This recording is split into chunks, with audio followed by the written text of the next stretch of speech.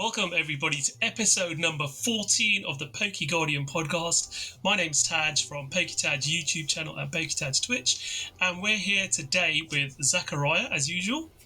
Hello, good afternoon, good morning, and good evening. And we have got a special guest today. We've got Matthew with us today. So Matthew, do you want to introduce yourself? Sure. Hi, my name is Matthew Verive, known online as Immunity. I am a Pokemon tournament organizer in Chicago in the United States for both video game and trading card game. I also run the website PidgeyWiki, which has official video game artwork, things like that, and help out with a bunch of other sites with PokeGym, assistant webmaster there, help Zach out with a bunch of different things. So just kind of everywhere within the franchise. Started getting involved in 2004 with Pokemon Leaf Green, and have not lost that Pokemon bug since. Excellent. Well, we're so grateful to finally have you on the PokeGuardian Podcast. We've been trying to arrange this for quite a while with Matthew, and finally we've got a date and time which worked for everyone. So great to have you here, Matthew. So let's move on and let's talk about what we usually do, first section of the podcast, which is our card highlights. So Zakariya, do you want to start and talk about any pickups you've had since the last podcast? Too many. I don't have any EV Heroes cards yet. It's stuck at customs, so there's that. I think the European Union is preparing for the new import rules starting next month. So I think there's a huge queue out there. But yeah, some Espeon Prime, Umbreon EX full out from Steam Siege, which is still, I think, very affordable. I think it's like $30. So I think it's nicer than Umbreon GX and Umbreon V as a full art. So yeah, that's that. What else? Yes. Finally have these now. These released in the Netherlands. Yep. So I'm very happy with that. Yeah, that's it. All I can think of right now. And you guys? Cool. Matthew, how about yourself? Haven't been buying too many cards lately. I've got, well, since I've never been on the podcast before, I guess all of my cards have been from the last one. Yep. A couple years back, I went to Japan while they were doing the Scream promotion. So awesome. I've got all except for Pikachu for that. They've been at PSA now for almost a year. But more recently, I was able to go to my LGS and get the Hydreigon thank you promos that they were doing. So got a few of those. Awesome. And that's quite fitting considering you help organise play as well. So yeah, absolutely. Right, I'll show you guys what I got. So obviously Chilling Reign released just last week officially. So I've picked up a few of the, I don't know if you can pick those up there, a few of the full art supporters, as you guys could imagine. So pretty much most people on the podcast will know that my main collecting passion is full art supporter cards. So I'm trying to get my English full art supporter collection back up to 100%. I've got everything other than the Chilling Reign stuff, but this set's got 13 full art supporters. So I've got 5 here. I've got another 3 secured, so I'm after 5 more. But I did get another couple of pickups as well. I picked up this beautiful card from our friends at Kado Collectibles. The nice. Japanese Dedenne. So I'd had this obviously in English from the Trainer's Toolkit, where we got 2 of each, 2 copies of it, and I had 2 Trainers Toolkits, so I had 4 of those. So I picked this up, and now I just need another 4, so I can put this at the centre of a page with surrounded by English ones and the Japanese in the middle. And the final pickup was the one card I didn't get from S6K. It was really expensive at the time. I was hoping I might pull it out of Jet Black Poltergeist. I didn't. I just opened a booster box last week, so I thought I better buy the single. But the price has gone up in Japan. And I picked this up from a UK seller. So it's Caitlin, full arts. Got a Japanese version from a UK seller for what is now a quarter of the price in Japan. So sometimes it pays to buy from European sellers. Yeah. Because the sets come out in English now, people don't really want the Japanese one, and they don't understand that in Japan, they're not selling to Japanese sellers because they only like selling domestically. So I end up winning in that case. So yeah, that was my card pickup. So that covers us, I think, all of us for our card pickups this month.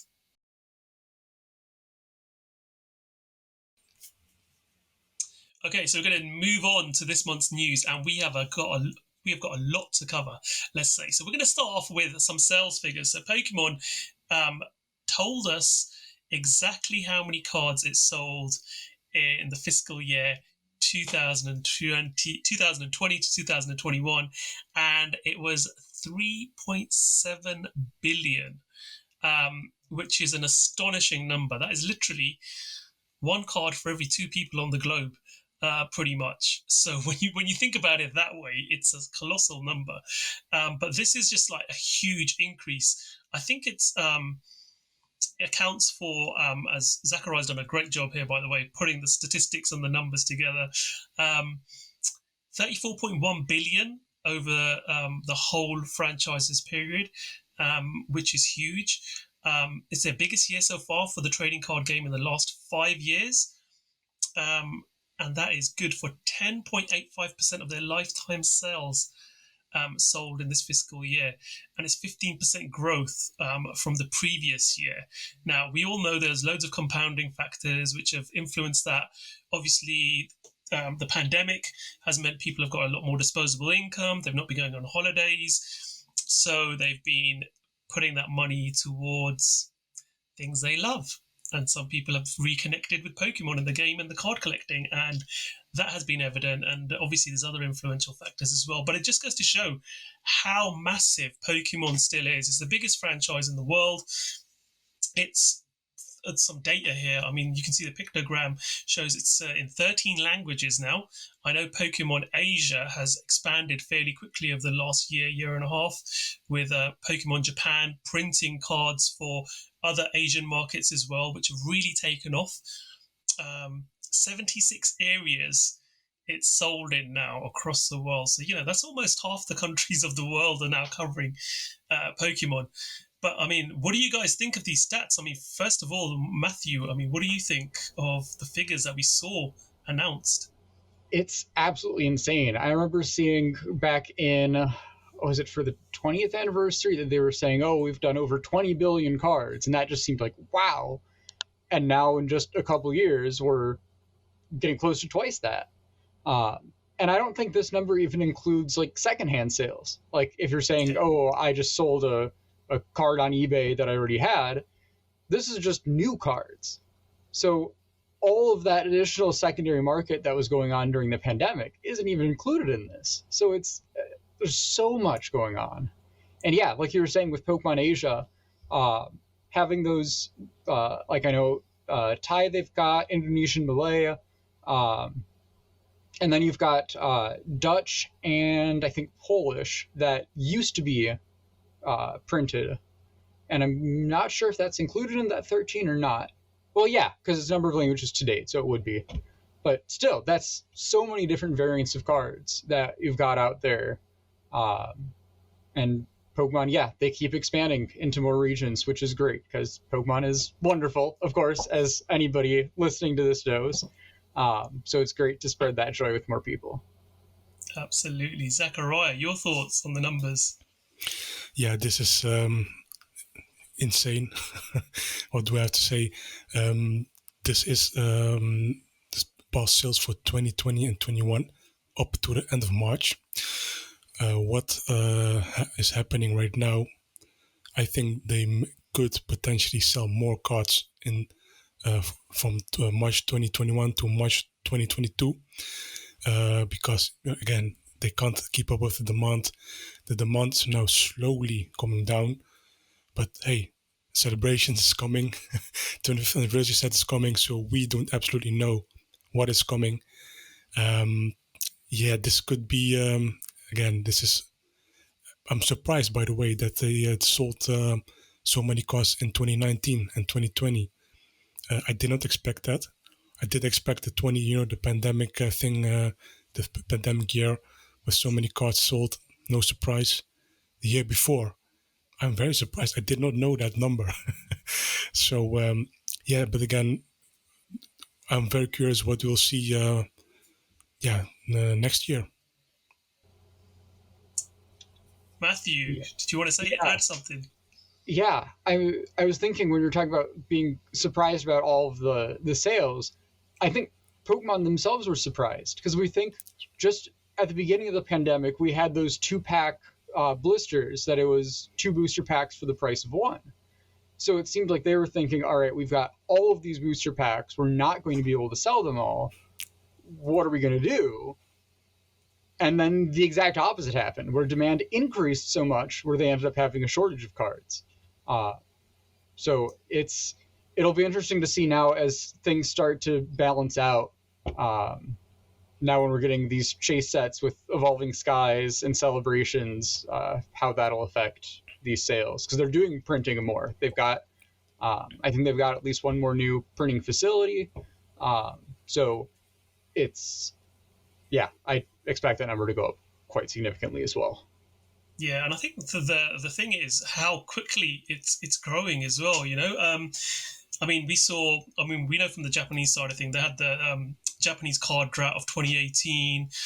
We've then suddenly seen a huge sort of surge as well recently. I mean, Zakariya, anything else you want to add to that? Yeah, and we haven't seen the sales of EV Heroes again. Yep. We don't know what this year how many they could surpass the number easily. EV Heroes, they have apologized twice. Pokemon Company Japan twice. That's unprecedented. I've never seen that before. That they are apologizing twice for hey, there's a shortage of product. We will print that. And can you imagine if that number also is? We know Japan is just one country, but we haven't covered this in the last podcast before. Shiny Star V was the number 1 most sold product on eBay Japan. Yep. Japanese eBay sellers selling to people overseas. Number 1 sold product on all Japanese products. And number 2 remix bout. I think that's so insane. And that's second hand, like Matthew said, second hand used products. So that number may be so much bigger than indeed the 3.7 billion cards. Yeah, it's just super insane. yeah. As you've both said, and highlighted quite clearly, and Matthew mentioned, this does not include reselling. So this is purely freshly printed new cards coming out of the Pokemon facility, being sold off shelves. So anything that's resold, graded cards, that whole market itself, you think about how many cards have changed hands over the last year. That number's probably 2, 3, 4 times as much as the new stuff. So interesting statistics. I mean, we could talk about this quite a lot, but when we're going to move on, we've got so much to cover today.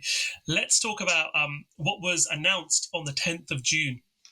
So Evolving Skies was officially revealed, and this, I think, people were speculating about EV Heroes. Is that going to be in the 25th anniversary set? Is it going to be in the next Japanese set? It wasn't a special set. It wasn't a high-class set. It was a standard expansion, enhanced expansion, I think they call them in Japan. So I was pretty certain it was going to be in the next set. But they confirmed it. Evolving Skies, the name suggested, just with the evolving part, it was going to include EV Heroes. The Skies bit, we knew Skyscraping Perfect and Blue Sky Stream were going to be part of it. If you follow the standard Japanese pattern of how the Japanese products end up into English sets, it's 3 Japanese sets sort of fit into one English, and it just made sense that these sets were going to make Evolving Skies. So it officially got announced, which is great. Over 200 cards are going to be in this set. This is what really gets me, is that from a collector's point of view, if you're an English collector, I mean, I gave up trying to do master sets after Lost Thunder because the size of sets, especially from Cosmic Eclipse onwards, has just been colossal. 200 cards is just crazy. 18 V and 15 V Max. That's 33 sort of standard ultra rares in a set, which this is before you get to full arts.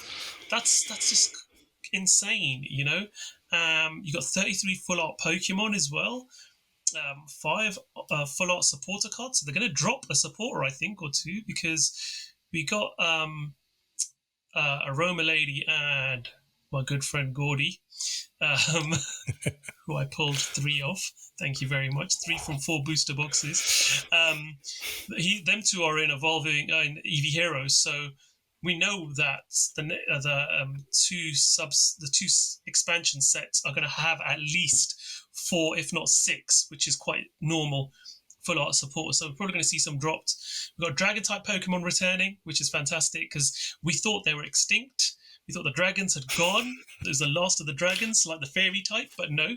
So it gives hope for people who like fairy type as well, because I doubt it though, because we did have them move on to psychic, so that's probably down that way. But the thing with dragon is you don't use dragon energy, so you use a combination of different energies, so it makes it a little bit easier. Single strike, rapid strike cards there as well, and we've got 24 trainer cards and new special energy cards as well. So a lot that's coming out of this.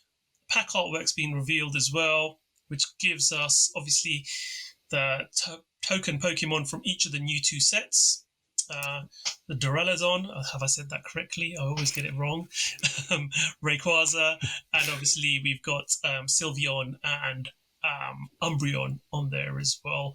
So guys, I mean, let's start with you, Matthew. This set looks interesting, and there's obviously a variation of ETBs as well, and they've done things differently, and obviously the build and battle kits, they've done something new with it as well. So I mean, what do you think about this from a player's point of view, from someone who organizes play as well?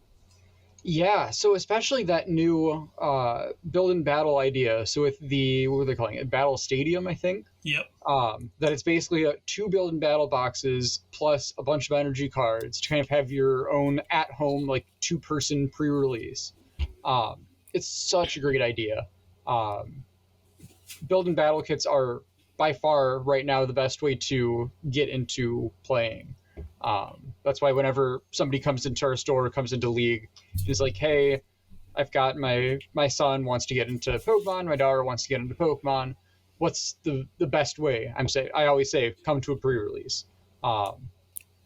It's such a great way that everybody is on the same level. You don't have people coming in with ADPZ decks that are just going to wipe the floor with their theme decks. Everybody has the same chance at getting cards, so you can do really well at a pre-release and have a lot of fun.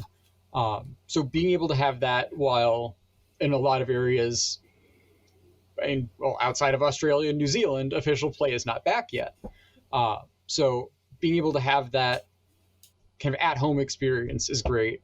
But the set as a whole, I remember back when like Aquapolis was a big deal of how big that set was. And now we're easily getting over 200 cards in almost every single main set. I need to get more binders because goodness, I don't have space for all this. So excited. Like, I love the pack art for these. I'm not sure how I feel yet about the 2 different ETBs. Like previous sets, it made sense where you've got 2 different forms of Pokemon. Like you've got the Ice and the Shadow Calyrex, the Single Strike, Rapid Strike Urshifu. Here it's just you've got different evolutions just kind of put into their own ETBs. I guess it makes sense, and people are going to buy them, so it's, of course, a great commercial reason for Pokemon to do that.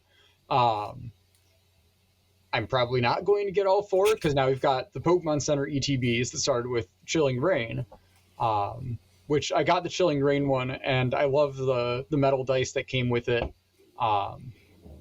So they're a great deal now with the Pokemon Center ones. 2 extra packs, metal dice, a nice oversized coin. There's just so much with this set. It'll be a pain to try and find them in stores because it's gonna sell out. Yeah, and I think this is where the worry is, and I think we'll go on to celebrations in a little while, but I think the timing of the announcement could actually help this set's release a little bit, because people might be looking at where they're going to invest their money knowing what's coming around the corner. Zakariya, what are your thoughts on Evolving Skies? It's not going to be Eevee heroes in the sense of there's only Eevee heroes in Japan. But as an English set, yeah, it's just a colossal, where do I begin? Like you all mentioned, over 200 cards, and there's even cost going to be cut from this set, just like Chilling Reign has. I think, I'm just lost for words. Chilling Reign is just such a huge set. I think they really need to, Pokemon Company Japan has to really think from, hey, maybe we need to stop these dual sets, because, it works for Japan, of course, and I really like the Japanese versions, but for the English sets, there's too much mixing around. I don't like it. For example, Battle Styles, that was almost close to the original, including with S5A Matches Fighters.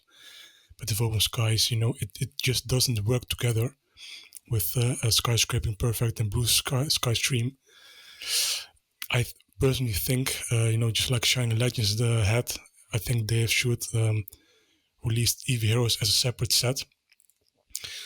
I know they can't do that, later on this year because Umbreon VMAX, for example, they need to include that kind of card in there, for play, and that's just how it is, sadly. Again, I really hope the Pokemon Company International has something to say to Japan. Hey, maybe you need to tone it down. The set, again, like Matthew said, that the ETBs, the Elite Training Boxes, they will be more popular than the set itself, I assume. They have doing very well with the Year 2 Elite Training Boxes. Very nice artwork on there, and like it will sell. It's just throw any evolution on there, it will sell, and that's just how it is. I personally think they should have gone the traditional way with Rayquaza and Duraludon. But hey, just I have pre-ordered one Elite Training Box myself. How can I say no to Umbreon? But also the pack cards is done by Akira Egawa, which is absolutely killing it right now in terms of artwork. Super, super talented. I hope they won't go back to 3D CG artwork. Why would you want 3D if you can have such amazing artists? Why not? Just go with it. I think people enjoy it as well, so why not stick to it? I have the similar vibes like year 3 of Sun and Moon. The special arts in these sets, it feels like a celebration of art. That's just my. I hope they won't stop with special arts. They have seen that people do want special arts, and my thing is, hey, I can't wait to see Rayquaza, Duraludon even. I'm not a fan of Duraludon myself, but I'm sure the special art will be very nice. And also the Umbreon V, no, not Umbreon, the Flareon, the Jolteon, and Umbreon V, the regular arts, they're going to be released in tints. Yep. I'm not sure if they are going to be removed from the set. Would be very strange. I don't. Could be that they'll just reprint it in a set as well. I think they should release different artworks for it. Why I'm saying this, Vaporeon is sadly its head is cut off. On the window, it's. I have to say it like this. It sounds much worse than it is, but it is. It's cut off. It's a little bit awkward, and that's just all I have to say.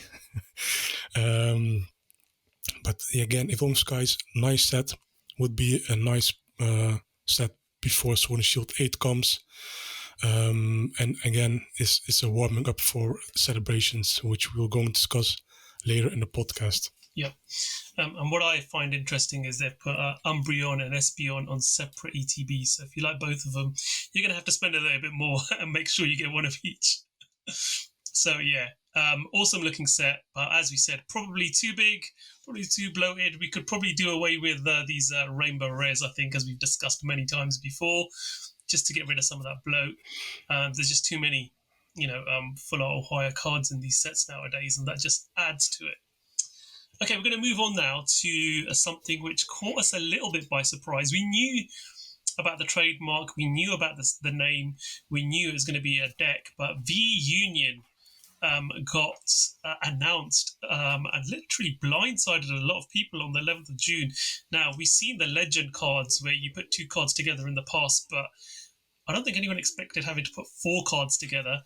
And are we going to get jumbo playmats now as well to be able to cope with this? Because this is, you imagine going to a tournament and playing with a V-Union in your deck.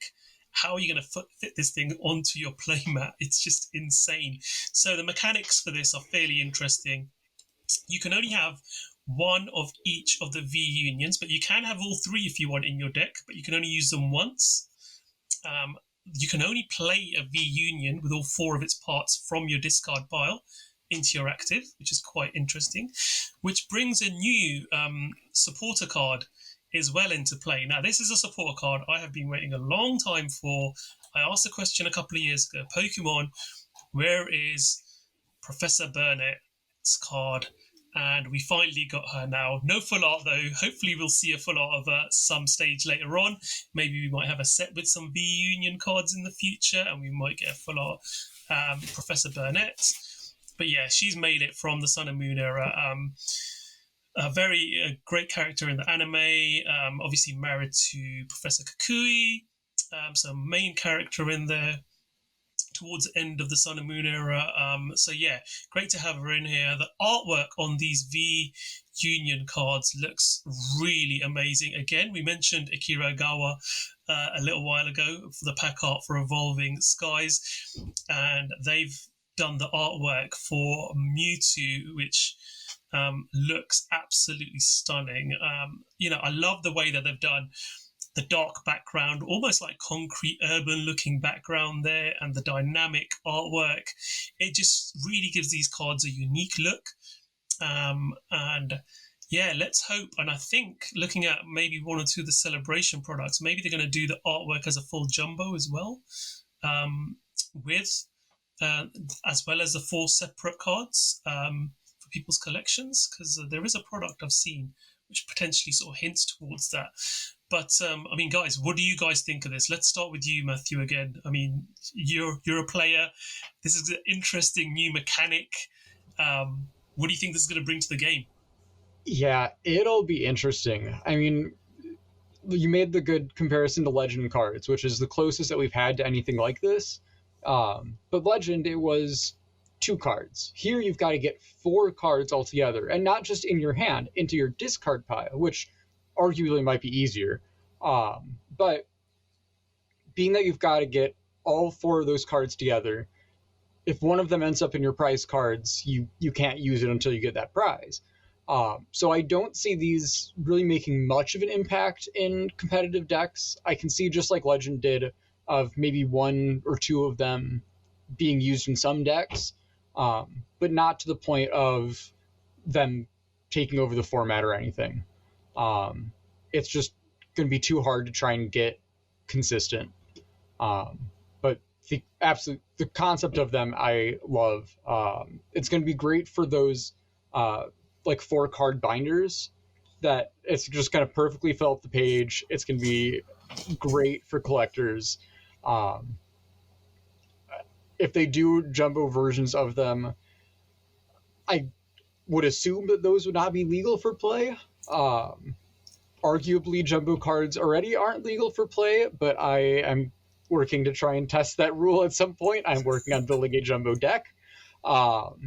So if they are playable, I'll see if that works. But yeah, they're interesting concept. But I think it's going to end up by far more collector's side than playable. Yeah, Zakariya, your thoughts? I mentioned that art book, Sun and Moon and Sword and Shield. Release the artwork in there, please. no borders. Just give me that Mewtwo artwork in no borders, no separations. Just clean artwork of that. I will be a happy man. But yeah, seriously, V-Union cards, I think it's very interesting. Like Matthew said, super tricky to pull off, especially one card each of in one deck. Yeah, that's a little too an overpowered deck card. That's just how I see it. But if it's indeed set up, it's going to be devastating. You just like that Exodia card from Yu-Gi-Oh! Where you pull, the left arm and, the whole thing. I think, we are one card away from Exodia in Pokemon. Again, I think in English we will get a V-Union box. What I don't know, is just a placeholder at this point. I think we'll see a reveal very soon. But I think each V-Union will have a separate box, 3 total. Makes the most sense to me. Also, the Professor Brunet, I just want a full out of that indeed. It could have a full out in the trademarked VMAX Climax, if that's indeed a thing. Yep. But again, we don't know. It's just highly speculative. But I do think there's a high class set coming, because there's so many cards that need to be included, full arts of, Flareon, Jolteon, and Vaporeon VMAX. For example, they also did not a special art, would be very nice. Coming back to V-Union, for the price in Japan, 1,615 yen. Excellent product. Yeah. You can't beat that. Of course, in English, it will be a little bit more expensive. I think like $50, something like that. $39, $40, $50. That's what I've seen at distributors. So yeah, that's a lot. Yeah, for one V-Union card, I think that's a lot of money. I hope the English version will have the content in there, the products, to make it worth it. Otherwise, it's going to be a difficult product to buy. I think, especially when kids will also like this. I think the sweet spot for a product like this is $24.99, just like a standard V or GX box. I really hope they but it's going to be a premium box. That's how it's been called. Nothing to add. It was delayed in Japan, by the way. I think it was going to release next month in Japan. It has less than a month delay. I think to spread out things, or maybe production issues or supply issues. We don't know. But I can't wait for Pikachu V-Union. It's also being confirmed for celebrations. Yep. I hope it's a Gigantamax Pikachu, or a fat Pikachu, as we traditionally know. Yeah, nice product. I'm curious to see what the English version will do. It's quite interesting what Matthew said, and I said this when I first saw this, was that finally we have a purpose for 4 pocket binders. Everyone was wondering, why are 4 pocket binders even in existence? And now we know it's for these V-Union cards. So yeah, it'll be great to see. But yeah, I think it's an interesting concept. I think it's a nice gimmick more than anything for now, until we see how playable it is. I think we need more prize card search in order for this to be viable in tournament play. But I think just to be able to play with friends, at home on a dining table, this might be an interesting concept if everyone has one V-Union in their deck. Okay, let's have a look at our next story then. So this one, Zakariya hedged his bets on this one, and he did really well to pre-order this. So we got the Pokemon card game rubber playmat set Sonia was revealed, along with the Sonia TCG merchandise. So this was released just a couple of days ago, this news article. So similar to what we had with B last year, we've got a special long deck box, a deck case, sleeves, a long storage box, and a playmat of Sonia with her Yamper. Really nice, cute artwork. Looks amazing. Who's the artwork done by the way? Do we know? We don't know yet. We don't know. It looks, it looks stunning. I love the way the sort of solar flare comes in from the window as well. You know, it just, you can see she's sitting in her office or her home office and just sort of having, it looks like, you know, early morning breakfast maybe, you know, and having a cup of tea. It captures the atmosphere really nicely. Sonia's a really popular character as well. Yamper, of course, all our dog-loving friends who love Pokemon love Yamper as well. Really cute Pokemon. I think this has got everything as far as cuteness is concerned. Ideal for the Japanese market. And I think now that artwork's been revealed, this is going to be a highly sought-after product in Japan. Very difficult to get hold of. If you haven't already got pre-orders in, it's going to be pretty much impossible to snap it up. Obviously, there are certain prefectures in Japan which are in a state of emergency as far as COVID's concerned.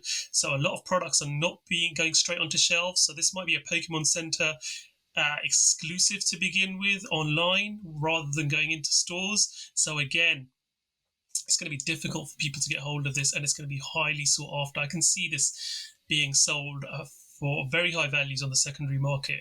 But Zakariya, do you want to tell us a bit more about what you think about this yourself? Yes, excellent product. I think the B version from the previous year, I think November or something like that, October, it's sold out instantly. I think it's an excellent product, even if there's no promo code in there. Just look at the artwork; it's just indeed fantastic. It also is being sold at Pokemon card gym stores. What gym stores are essentially, they are now the Pokemon store leagues we have essentially here. So yeah, there will be some stock. If you can get it, you know, because they won't reprint this kind of product. The B1 did not also reprint, so that's that. But yes, I think it's an excellent product. I don't recommend using the sleeves. I just recommend, you know, keeping it all sealed all together. But of course, the playmat is just to die for. Yeah, that it is. If you look at PokeGuardian in the article, I think the images speak for themselves. Yep. I don't think I have to add anything. It's $40 converted. Yeah, if you can get it again, get it even with resale prices. I think it's still an excellent product. They won't reprint this kind of stuff. Yeah, I'm very curious who the artist is. Also, there's an old school nose, so I'm not sure who this. I don't know whether it's Saito or not, Nuki Saito. I wasn't sure. I don't think it is. There's some. I don't think it's Kurosaki either. I don't know. There's something familiar about it, but you just can't put your finger on which artist it is. It's quite a generic. It's not very distinct in the sense of the art style, in that sense that you can really say straight away who the artist is. We will see soon when it releases. Yes, absolutely. Matthew, do you want to add anything to this as well?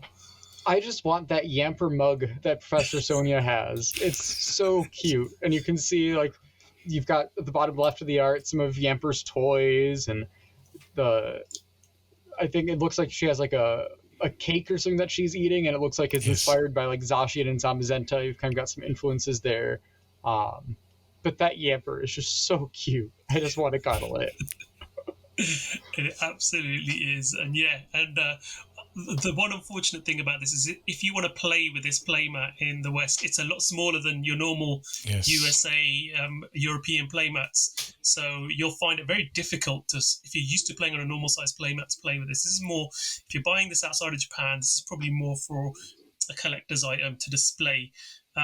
From a practicality point of view, you could use the deck box. The sleeves I wouldn't recommend using because they just tend to shoot up in value, because I'm telling you now, those sleeves alone will be worth quite a bit going forward. And the card boxes, even though they're cardboard, they're extremely sturdy and very durable and do last very long as well.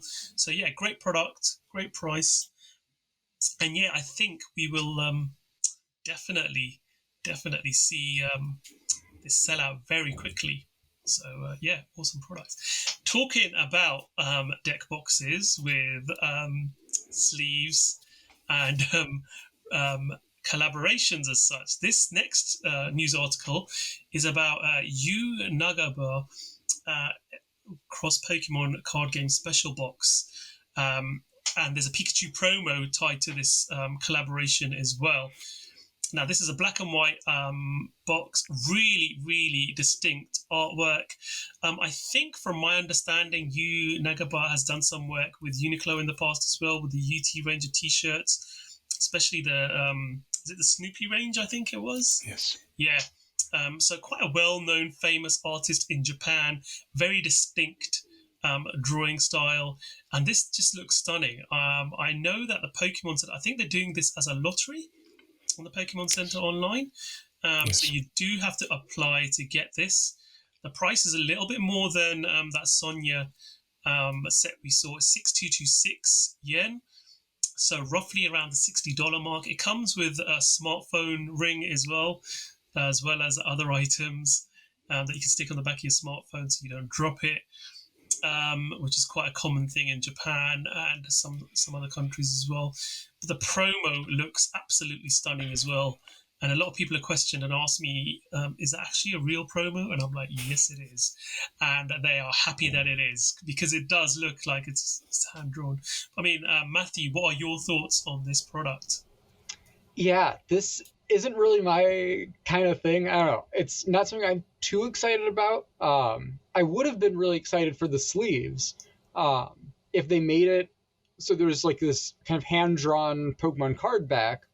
If that was the full size for the sleeve, I would have loved those sleeves, but they have it like tilted on an angle and then with like the artist's cross Pokemon card game at the bottom.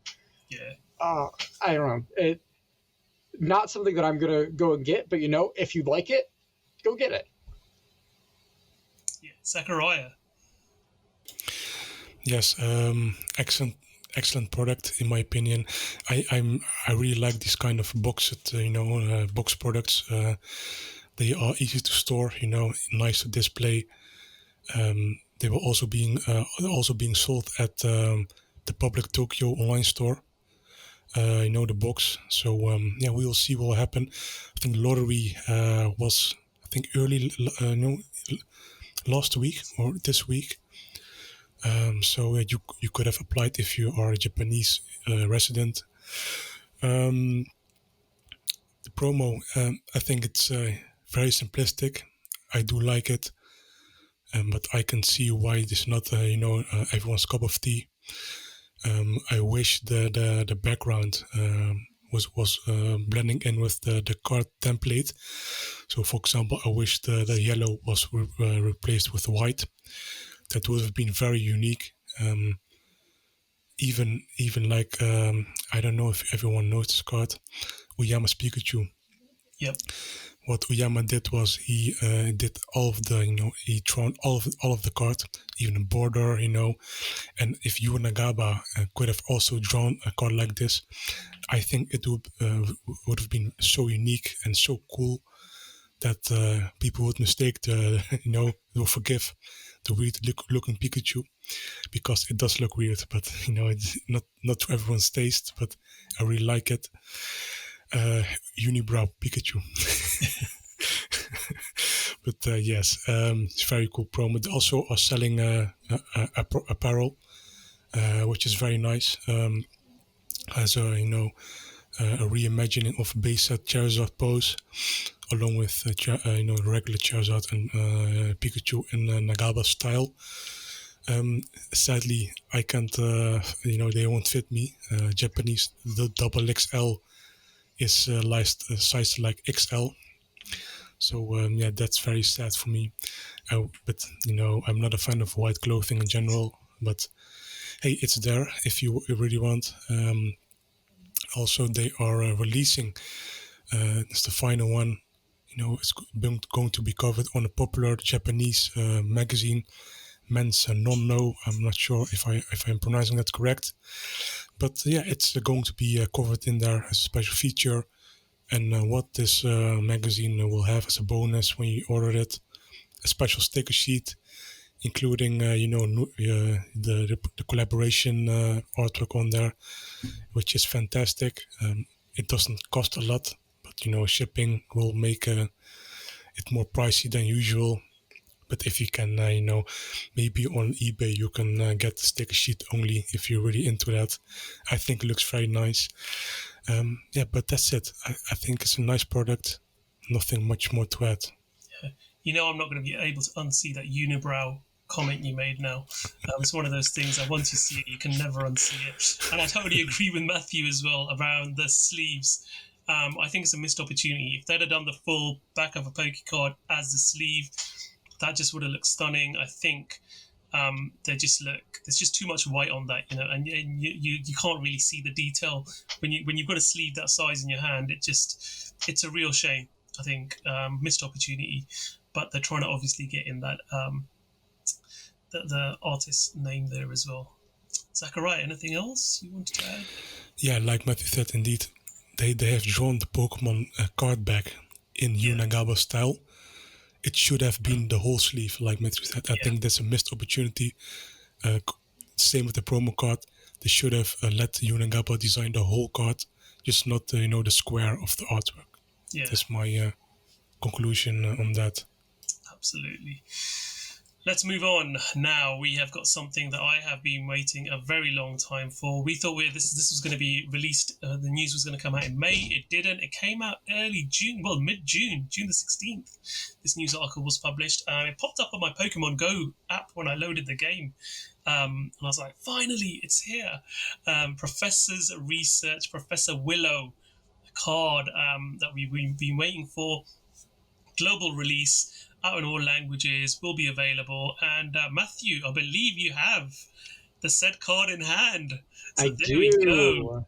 So yes. That's fantastic reveal there from Matthew. We've seen the card there.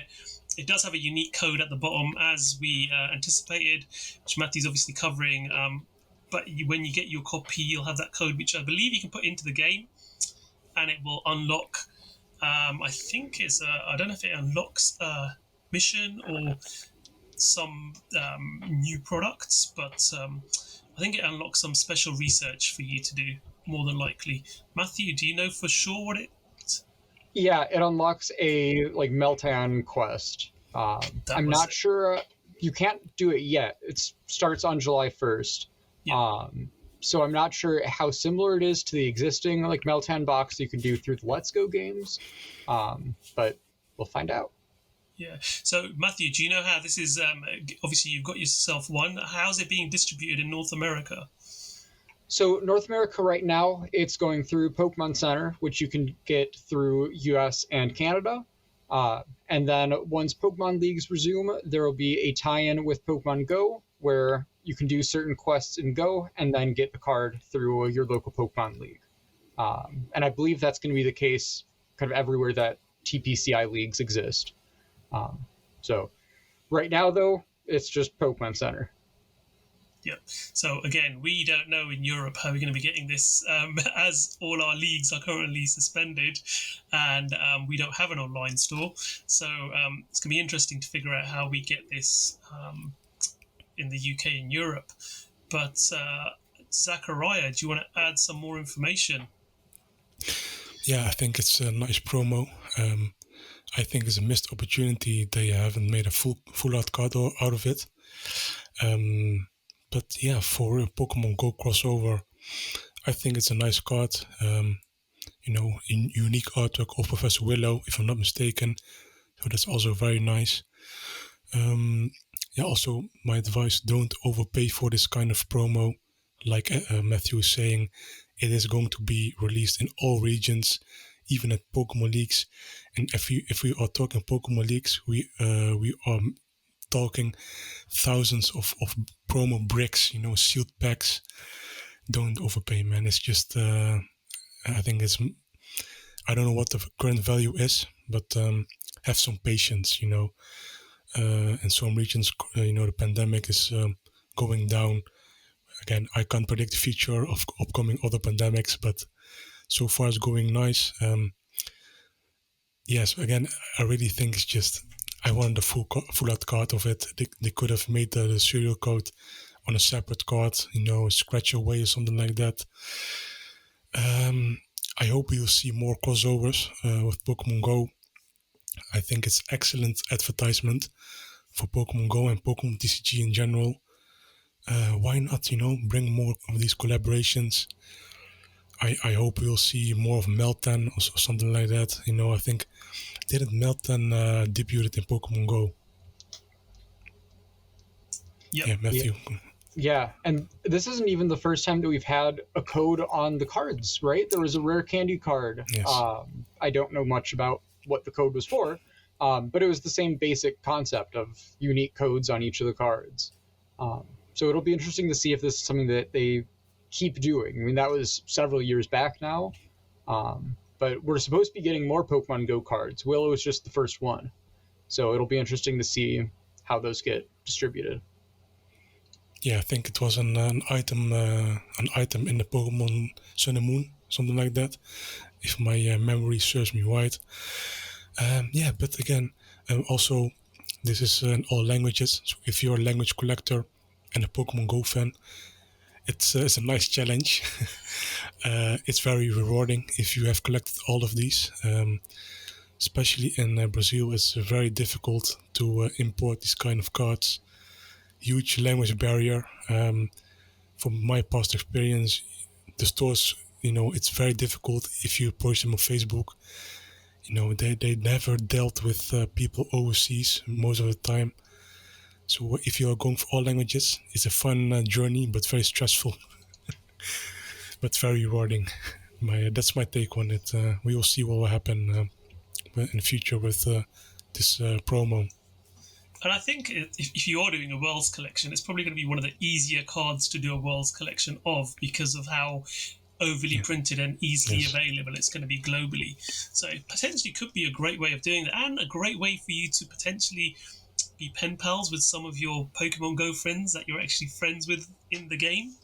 Matthew, do you want to add to that? Yeah, I was just going to say, especially if you are in Europe, maybe hold off a little bit. If you are planning on going to Worlds 2022 in London, you're going to be getting all these people from all around the world. I'm sure everybody's going to be bringing loads of these copies in their native language. Yeah. So people are just going to be trading them around. You might not even need to buy them. It might just be, hey, I've got the French version, you've got the Italian version, let's trade. Yeah, that's a really good point, actually. So everyone watching this podcast, listening to this podcast, save as many Professor Willows as you can if you're heading to Worlds, and it'd be a great way to trade with your friends, and maybe even sign them for your friends if that's what they want. But most of them probably want them pristine, but signed sleeve. Cool. Okay, let's move on to the next bit of news. So this is a England exclusive, not even UK exclusive. So we all had the On the Ball promo, which was the Futsal promo in the UK. In England, so it's an England exclusive promo. So a lot of people don't understand. So I know a lot of people in North America don't understand the difference between England and the UK. England is a country within the United Kingdom. Think of it as a state. Yeah, we're made up of 4 different states, let's say, as America would see it. So there's England, Wales, Scotland, and Northern Ireland that make up the United Kingdom. They all have their own different football association. England's FA has got a collaboration with Pokemon, and they've got the Futsal promo, which is linked to this initiative they've got for youth football. So Pokemon helps sponsor the Football Academy's youth football program, and promos have been coming out since last year, but they were paused over Christmas and the New Year. We had the Eevee on the ball promo, which was super popular. There we go. Matthew's got one in his hands. We got the Grokey one as well, which he's got in his hands. And then we've got the Scorbunny, which probably hasn't reached you yet. I did have one, but I sent it to a friend who I owed it to, who got me a special delivery Pikachu when it first came out. And I promised him the Scorbunny when it came out, so I've sent him that straight away. But yeah. Scorbunny's out, which means Sobble shouldn't be too far behind. The Pikachu is specifically pretty much like a lottery. 2 youth football clubs involved in this initiative, so it's going to be probably one of the rarest Pikachu promos in English that you can get. So that's going to be extremely difficult to get hold of. But if you did, let me just No, I haven't got its hand, but I did do a custom version because there was they gave you this big sort of A3 sheet card where you could insert all the promos, and on the back of it there was a 1-to-1 scale Pikachu on the ball, and this card stock is fairly good card stock as well. So if you got a good craft knife, you could cut out a Pikachu as a proxy for yourself, just so you've got a complete collection. Just don't show anyone the back of the card. But people have been selling these proxies on eBay, unfortunately. So if you see them and it looks too good to be true, it is too good to be true, because I've actually put the Pokemon card back on them as well. So don't get caught out. The Pikachu isn't readily available, and if it was, it's going to be in the thousands as far as value is concerned, not 10, 20, 30, 40 pounds, as some people are selling it for. So interesting to see. It's available from Game in England. If you spend £15 on Pokemon TCG products in store, you will get this promo. It was available online as well on Game.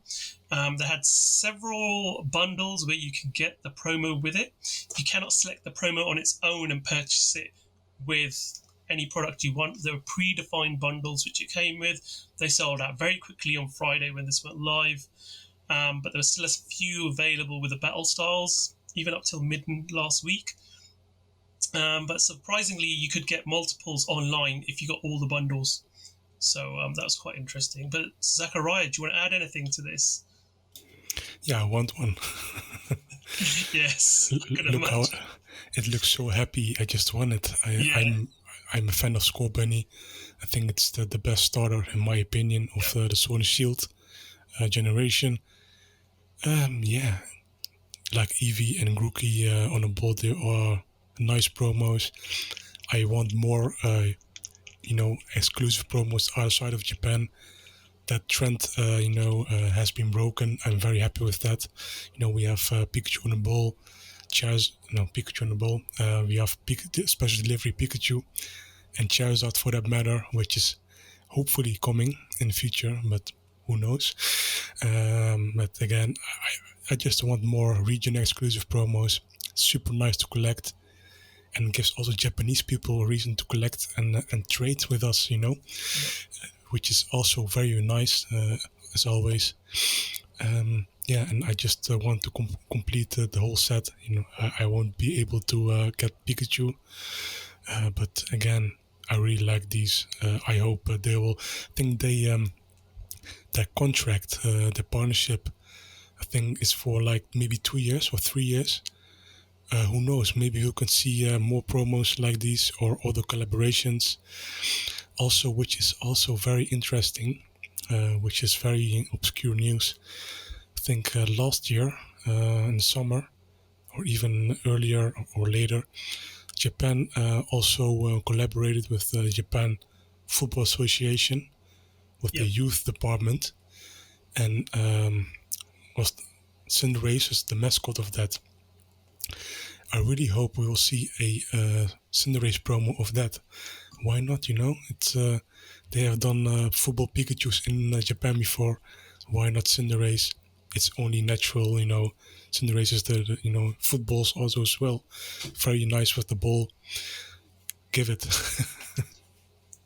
Absolutely. Matthew, do you want to add anything to what we've just been talking about with these? Yeah, I think the only thing I'd want to add is, especially for a lot of American audiences, I know I've heard the question so many times of what is futsal? So for kind of the Americans out there, this would here be referred to more as like indoor soccer.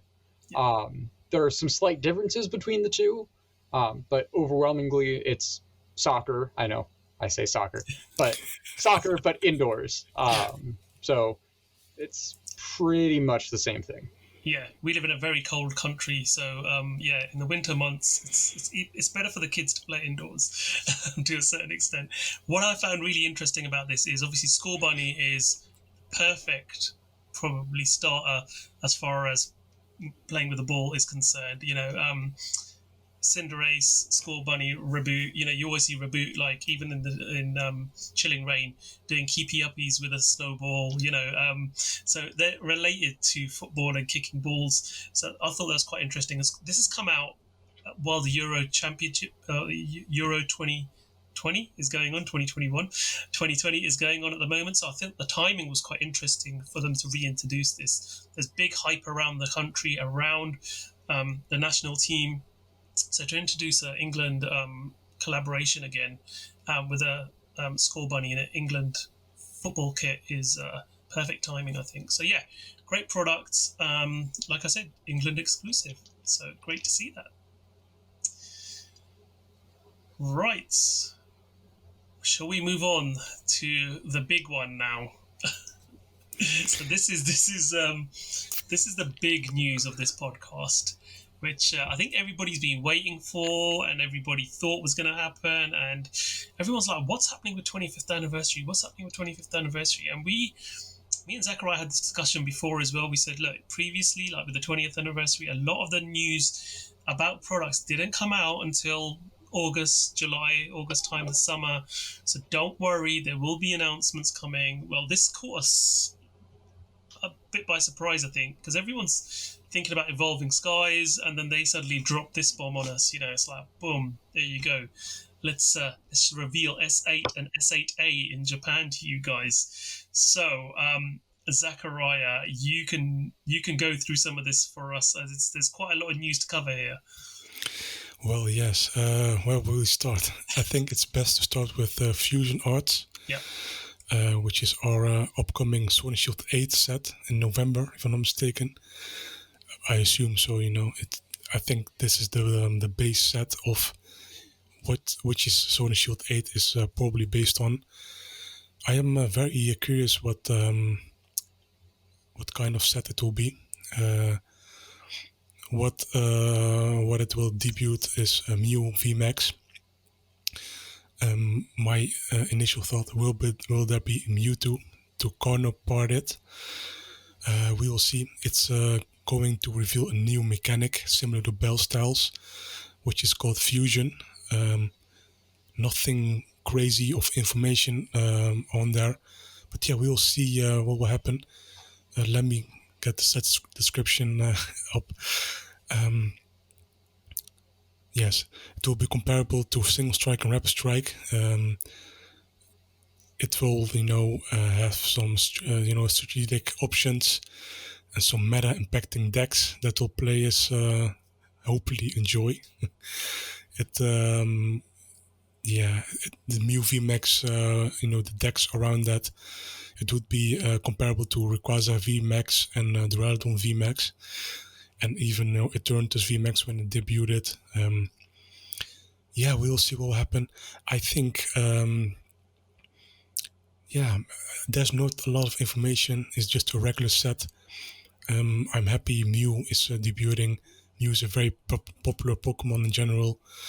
And I think I'm curious because there are so many legendaries that we haven't covered yet.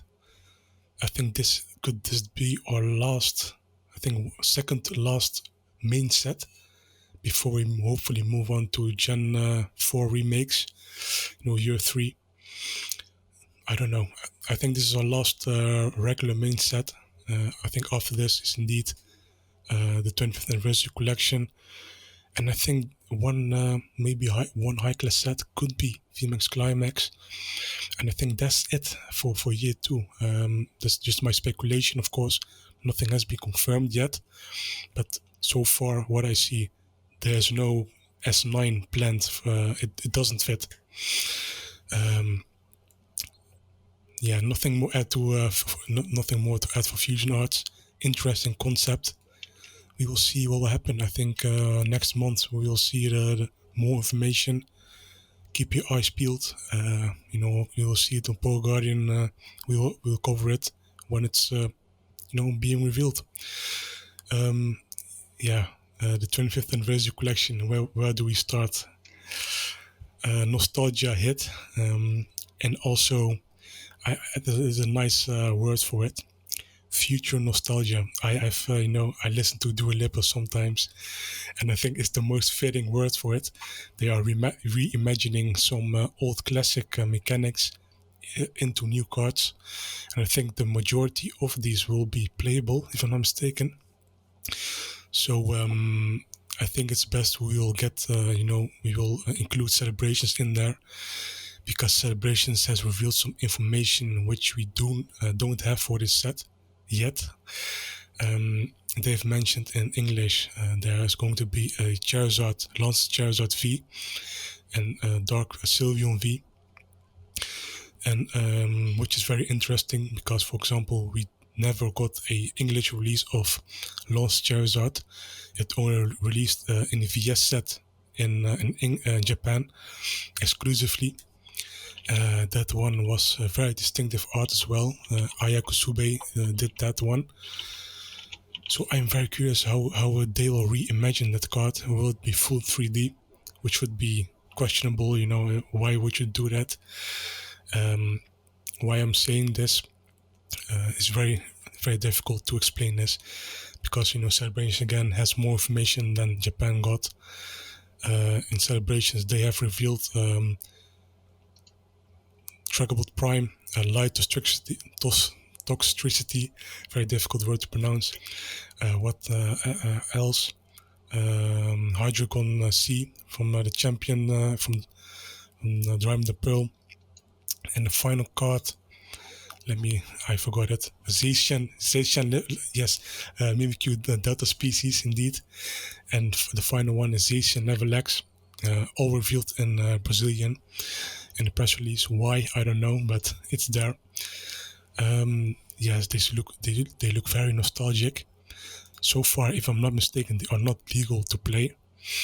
I could be wrong, but so far it doesn't look to be tournament legal, at least. Yes, if we see these cards in this set, that would be fantastic. I'm just thinking it's just so much information out there.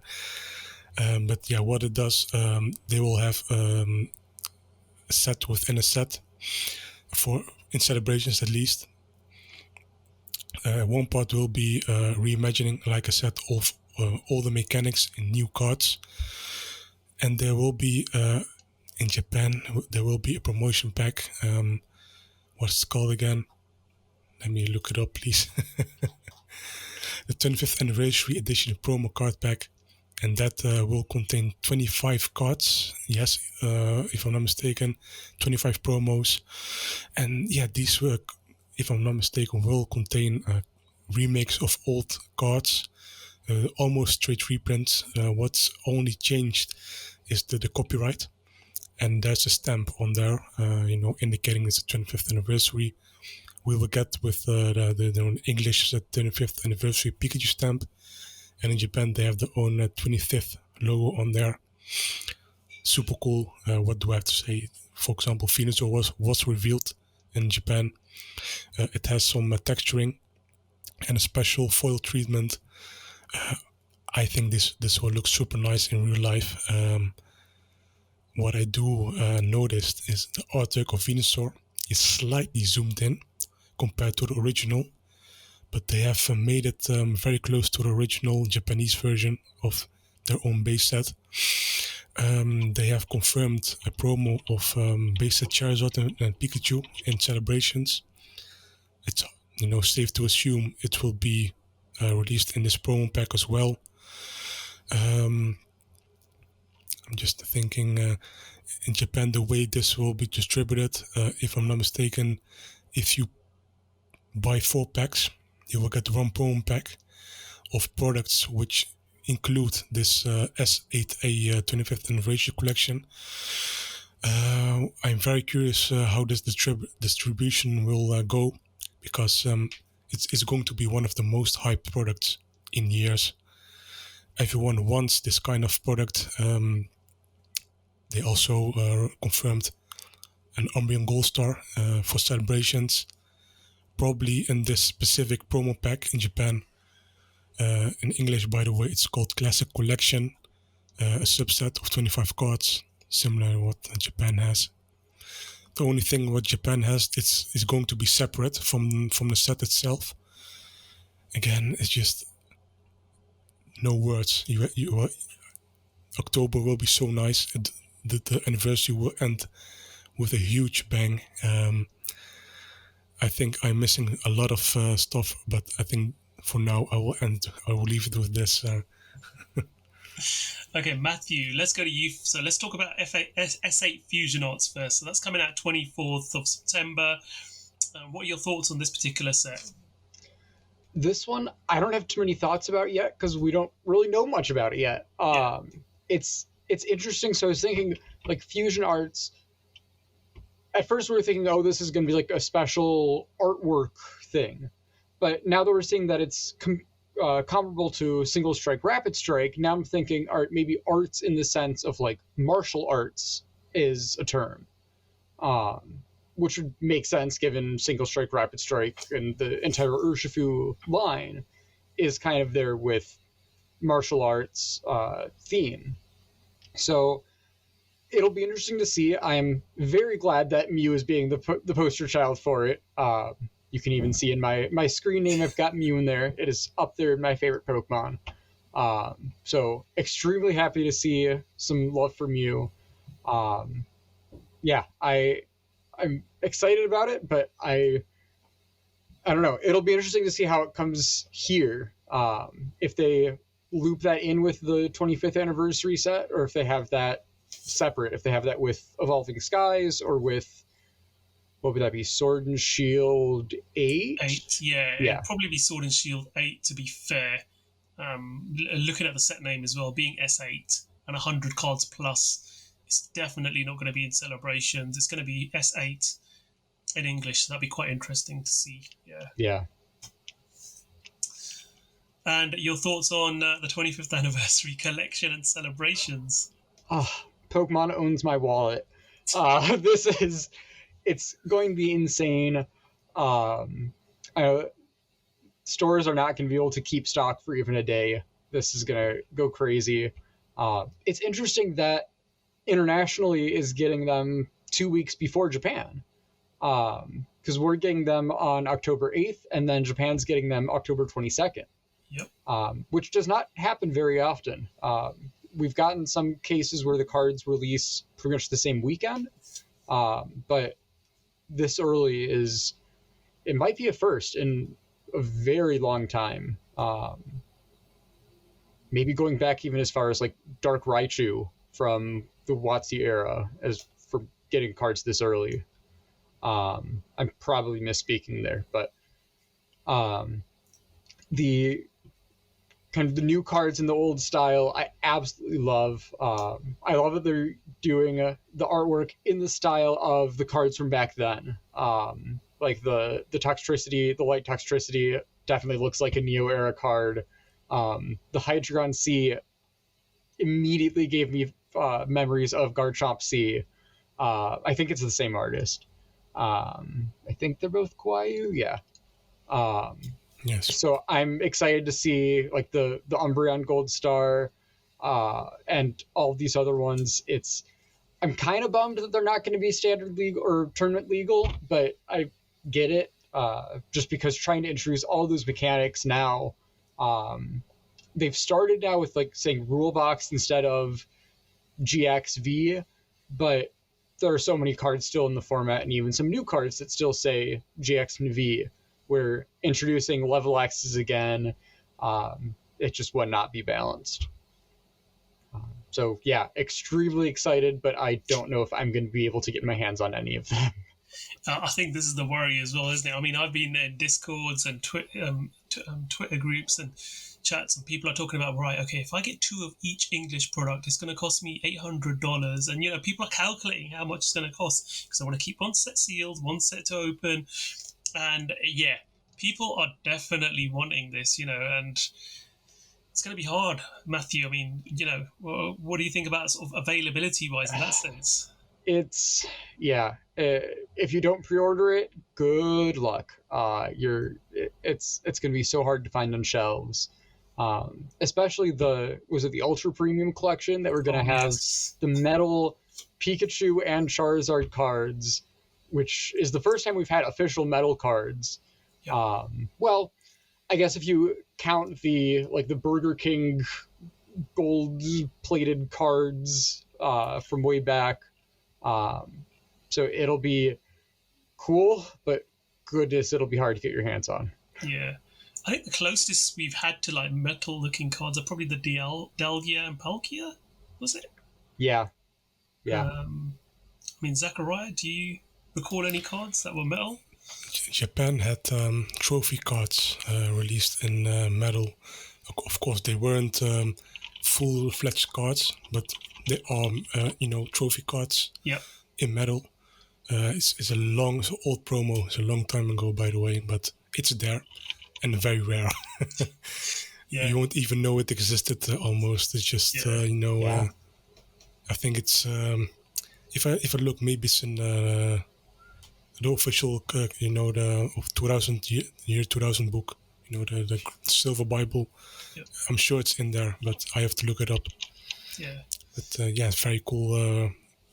I haven't even gotten to all of the products. It's just it's crazy how much there is. I don't know what to say for these for these two sets, Celebration 25th anniversary collection.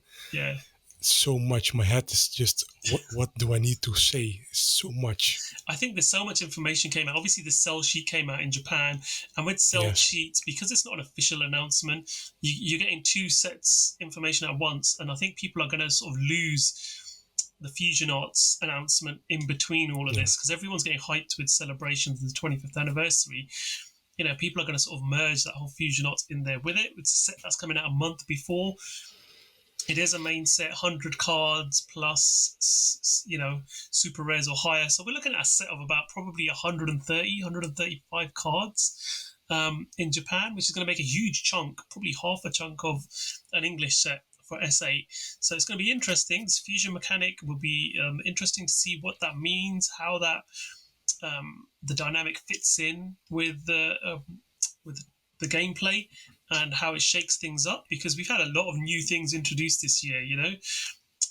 We've had rapid strike, single strike, loads of different things coming in. Obviously it'll be interesting to see how it balances the gameplay out and whether things change dramatically or not, because I know people who've built alternative decks and they pretty much now, straight away, Chilling Reign comes out and some of those alternative decks are very difficult to play with. So you get new mechanics which are sort of almost replacing decks which you thought were going to be staple decks for a while, almost instantaneously. As far as the 25th anniversary is concerned, I love the fact that this Japanese set is so small. The 25th anniversary set is 28 cards, I believe. 16 packs in a booster box with only 4 cards, I think, in a pack. So it's similar to Detective Pikachu in that sense, the set we had in Japan. A very small, very easy to probably collect and complete. What I find interesting is the promo packs. You get 1 for each 4 packs you buy. So it's 25 promos, I think, to collect. So, for every booster box, you're getting 4 promo packs. But again, they're going to be blind bags. You're not going to know what you're getting. So it's going to take a while for you to complete those, I think. And because they're giving it for every 4 packs, there's going to be a lot on the open market. So there will be the ability for you to trade and get the cards you're after. But I think, again, in Japan, they never used to be so into Charizard, but they're aware of the foreign market. And now you can see, like a Base Set Charizard just over a year ago in Japan would have cost you nothing in decent quality. Now, you'll struggle to find one at a good price because they know the demand is there. People have had access to buy directly from Japan, and it's influencing prices of Pokemon that were never truly popular in Japan, but were very popular in the West. So I think we're going to find that with these promos as well. When people pull certain promos, the value is going to be super high on them, and they're going to be reluctant to trade like they would have done a year ago for another one. English product-wise, a lot of Pikachu. There's Pikachu v Union. There's I think there's another Pikachu product as well, from what I could tell. Matthew, maybe you can sort of... Yes, there's the Gigantamax Pikachu box. That's it. Oh yeah, how could I forget that? With the gigantic figure and Chunky Pikachu, I'm so excited. There was a Japanese figure of that, a small one that you could buy as was it Monocule, I think, who did it? They're in Japan. They do a lot of minifigures. They did a Charizard one and a Pikachu VMAX version. So it'd be interesting to see this if it's similar, because it looks very similar to that in this box, but it's obviously going to be bigger by the looks of things. It's going to be quite a decent sized figure from the mock-ups that we've seen. But I think the big one is going to be the ultimate premium collection, the premium collection box with gold products, and we've got a bit of an idea of what that's going to look like because we've seen the Japanese version of it, which doesn't have the Charizard in it, but does have the Pokeball and the Pikachu gold card. Very similar to battle style set, I think. Was it battle Zakariya? Maybe you can fill us in on that. No, about these metal cards, they are clearly mentioning base set Pikachu and Charizard. Yes. Japan has not mentioned any metal cards coming. So we don't know what Japan will do, but so far it's base set Pikachu and Charizard. I think I'm making assumptions here myself rather than looking at the details myself, because if you look at the gold 25th anniversary box coming out in Japan, that has a Pikachu in it, the golden box, and it has a Pokeball in there. So I'm probably jumping to the assumption those two are the same products we're going to get in English. But as you say, it's not, because it's a base set Pikachu. It does quite clearly say that, doesn't it, in the product description for the English version. So, yeah, I mean, what do you think, Zakariya? Yeah, the Japanese promos are playable, and these are part of another subset. Yeah. And Japan has, so far, from what I've seen, has 3 sets relating to the 25th anniversary collection. Let me pull it up. S8A, the normal collection. S8AP. I think that's, the promo pack. Yes, that is the promo pack. And a gold card that we've seen in the golden box from Japan has S8AG. So that could relate to golden or anything like that in that trend. So we'll see how they will distribute it. This kind of set. We know that the promo pack is separate, the S8AP, but we don't know what they will do with the G version. They could only release it in promotional products like this, the 20th anniversary golden box. But a lot of people, indeed, it's not unnatural to make the comparison with the Ultra Premium collection.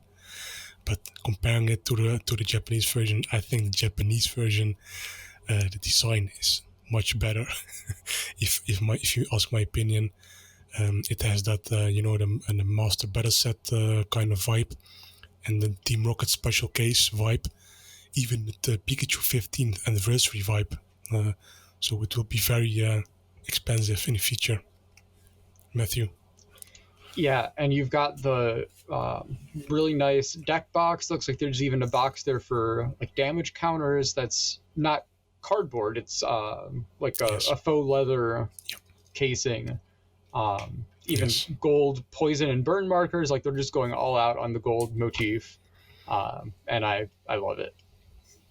It's very similar to what we saw with the Zacian and Zamazenta premium double box, wasn't it? I've got one sealed in my display cabinet here that I've not even opened yet. It's just, it arrived so late. I was like, what do I want to do with this now? Do I just open it or keep it sealed? But it's probably something I'll open one day. But interesting to see those gold coins. They're going to be metal by the looks of it as well. I know that the die definitely will be, and I'm pretty sure the coins and the markers might be metal, but we'll have to wait and see on that. But what's also interesting with this is that you're getting a selection of cards there. You can see there's a deck that sort of comes with it.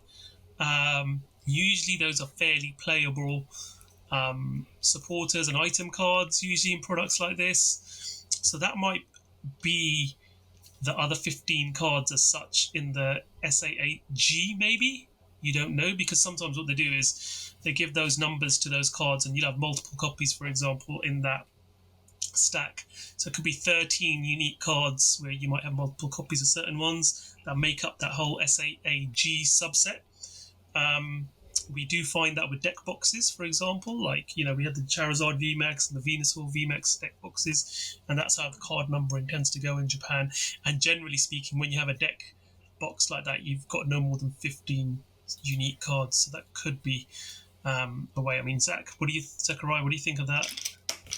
Coming back to the golden box, this is almost very, very similar to the like I mentioned, the Master Battle set, yes, which featured a lot of friends and the Pikachu full art. Yeah. And why this product, even if you this deck box, for example, like I think Matthew said, the deck the damage counter case, this product is designed to fit in the deck box. Yeah. So not only are they looking nice, they are very, very practical. You actually did a video review of that on PokeGuardian, didn't you? And not the video, but the written review. That's it. You did a written review of it, yeah. Yes, and it shows the brilliance of this product. Yeah. What it doesn't contain, but I don't think anyone is looking for that. They included even in a loader version, a pen, a retractable pen. I think a telescopic pen is called like that. Very, very nice. If it leaks, Pokemon League does resume. I used it before. It's super nice. I'm not sure if I'm going to ever open this kind of product. If I get, one of this in general, but it's going to be a difficult one to obtain, even for my, with my connections. Very, very, very difficult. I think what is the best way to distribute this golden box, like they did with the Master Battle kit from 2 years ago. Yeah. Pre-order, and then they will print according to the amount of pre-orders. I think that's the way to go. But I think this one, I think only lottery is the best one for this. If they can't fulfill, pre-orders, how do you say that in English? They produce to pre-orders. I'm not sure. Yeah, made to order. Yeah, made to order. Yes, yeah. But yeah, that's my take on it. Matthew, did you want to add anything to that as well? Yeah, even if you're able to get your hands on it, boy, is it going to be expensive. In Japan, it'll be 17,600 yen, which converted to USD, that's like $170, $180. So figure import fees, you're looking easily at over $200 just at break-even point, not to mention people trying to make money off of reselling. Yeah, so it's exactly. Yeah. Yeah, it's a super premium product, and it is designed it's aimed at the premium collectors as well. We've seen that with the Master Battle set as well. And the interesting thing with the Master Battle set was that I think that was priced around 11,000 yen, sorry. So it's a little bit cheaper than this, but again, it was each individual could order up to 5 for themselves, and it was made to order. So it'll be interesting, considering the current constraints Pokemon Japan has with their production, whether will be doing made to order or whether they'll do this on a lottery. I mean, Zakariya.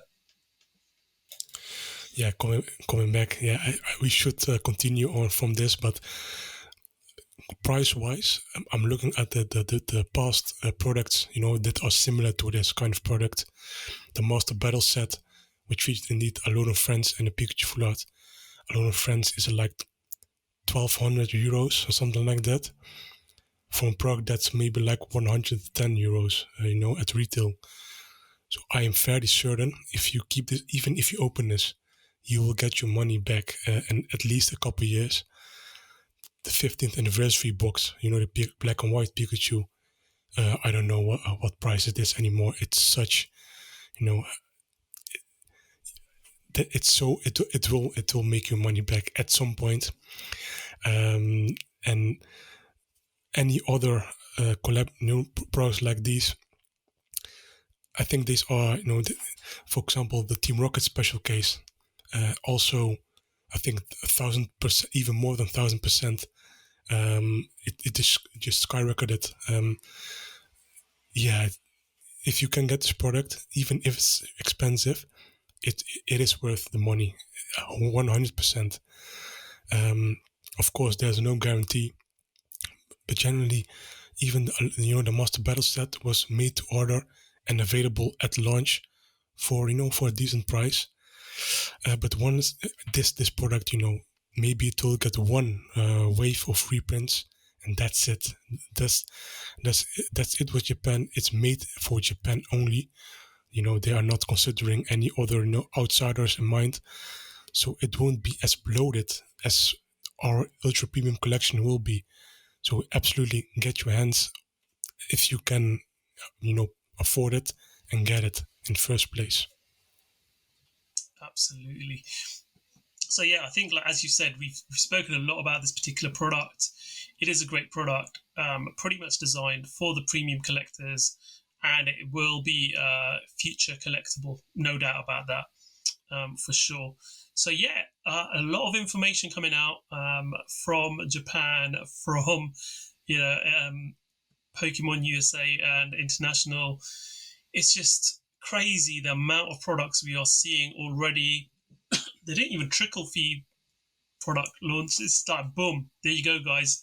This is what's coming out. This is when it's coming out. Here's your schedule. Giving people opportunity to start cherry picking what they might want to get. But then again, I don't think people can be that selective, because it's going to be get your hands on whatever you can get your hands on, because these are going to be highly sought after. I heard news about the Marnie milk carton allocation and how badly that's being allocated. I can imagine these are going to be super allocated to stores as well. Stores are going to be putting in massive orders for these products. Even stores that don't normally stock too much Pokemon, who only stock Pokemon once in a while, will be desperate to get hold of products like these. So allocation is going to be really tough, I think. They've probably already been producing these for a while now, getting them ready in production facilities, but I don't think they're going to be able to meet demand. This is just going to be, especially the first wave that hits the market, maybe the second, third, fourth wave, people will be able to get hold of stuff. Remember, similar to Shining Legends, similar to Hidden Fates, these are going to be products which are going to be available usually up until about Easter time. We see product waves coming out again and again.